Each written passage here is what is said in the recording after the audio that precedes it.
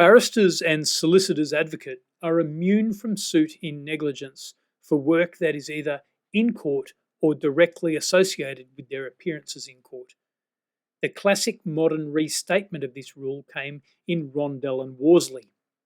Norbert the Ear Rondel, so called because of his habit of biting off the ears of victims, was charged with assault, denied legal aid, but represented by a barrister for free on what was called a dock brief.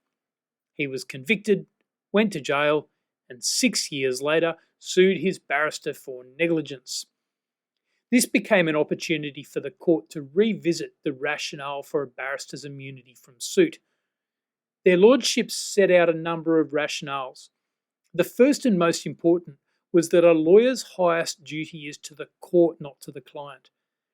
Sometimes this might mean refusing to ask questions that the client considers important.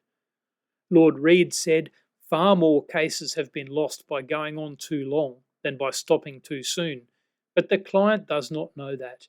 To him, brevity may indicate incompetence or negligence." A second rationale was that if barristers could be sued for their court work, cases which had already been decided would be retried. They would be tried once at trial and again when deciding if counsel had been negligent. This was not in the public interest.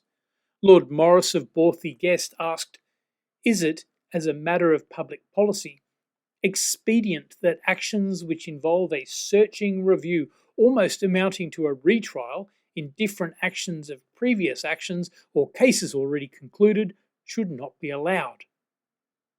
Finally, if barristers could be sued, this would put pressure on the cab rank rule.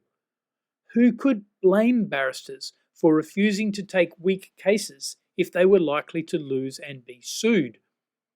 Lord Pearce said, "It is easier, pleasanter, and more advantageous professionally for barristers to advise, represent, or defend those who are decent and reasonable and likely to succeed in their action or their defence, than those who are unpleasant, unreasonable, disreputable, and have an apparently hopeless case."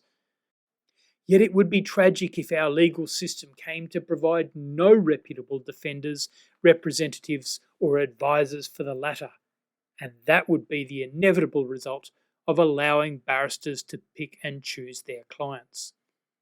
In many jurisdictions, the advocate's immunity to suit has been removed. In Australia, it remains.